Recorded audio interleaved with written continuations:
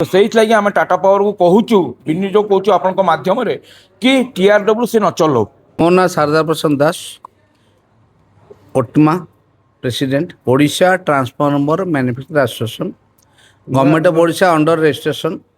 आम all Odisha register आम जेर आज मु समस्त को धन्यवाद दूसरी मोर सारा ओडिशार मेंबर मानक जी कि मत आज सिलेक्शन एटा निश्चित थर्ड टाइम तृतीय थर पर मु प्रेसिडेंट पे मत सिलेक्शन करछंती। सेथिपाई मु समस्त भाई चिर कृतज्ञ मेंबर मानक। आम दीर्घ 6 वर्ष आम काम कर चलचु समस्त किंतु एठी समस्त मेंबर समस्त आम काम करूँ करूँ एबे भी करुछु। आउ ये मोर भाई माने एमानकर सहयोग सारा ओडिशार जिते transformer manufacture industry repair industry जिते अच्छी समस्त सहयोग आज मु आगु को जाउछि एवं सेमानकर सहमति हिसाब से मत से प्रेसिडेंट हिसाब से सहयोग माने ये कर मु समस्त को धन्यवाद ज्ञापन करुच्ची। आगामी कौन पदक्षेप विषय आलोचना करा आमर पदक्षेप होउची कौन समस्या भी होतिबो। समस्या आमर प्रथम डिस्कम टाटा पावर 4टा डिस्कम ओडिशा नहीं दीर्घ 6 वर्ष भीतर आम बहुत किसी प्रोब्लेम आम ये एसोसिएशन द्वारा सॉल्व कर जो प्रोब्लेम सब थिला आ मु प्रतिज्ञा जे मोर प्रत्येक यूनिट प्रत्येक transformer manufacture unit repair unit समस्त को जमी काम मिल समस्त को रोजी रोटी चलो समस्त स्टाफ माने दरमा पाइबे आ समस्ते जमती भलरे रहिबे। मु प्रदीप नायक साउथ ओडिशा रु मु ट्रांसफॉर्मर मैन्युफैक्चरिंग करे यूनाइटेड इलेक्ट्रिकल स्मो कंपनी आउ मु एबे साधारण संपादक होइछि ओटमार ओडिशा ट्रांसफॉर्मर मैन्युफैक्चरिंग एसोसिएशन।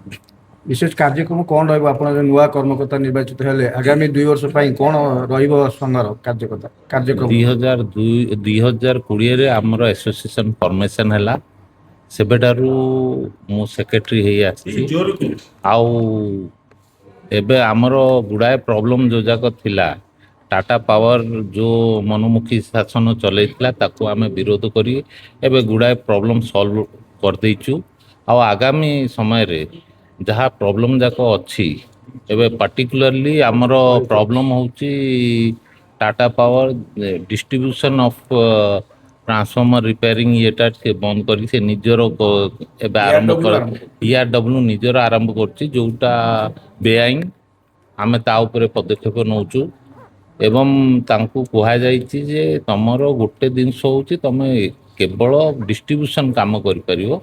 तमे रोजी रोटी बंद कर पारिबनी छोट छोट इंडस्ट्री मानकर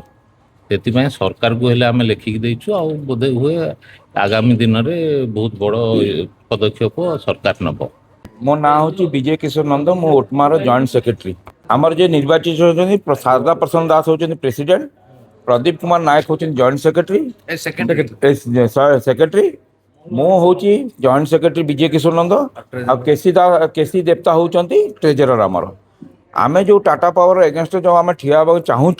केवल आमर TRW जो प्रोजेक्ट से तैयारी कर 4टा डिस्कम रे ऑलरेडी 2टा जोन रे से चलई गोटे है TP NODL रे आ गोटे है TP SODL रे आ TP CODL रे जोटा से रनिंग कर खाली कहते कि आमे ओनली मेंटेनेंस वर्क करूँ रिपेयरिंग किसी करूँ वाइंडिंग फाइंडिंग किसी करूँ किंतु नुआली आम जना कर 20 कोटी टका इन्वेस्ट से TP WDL रे गोटे इन्वेस्ट करमर आमर आउटस ओटमार मेन मोटिव हूँ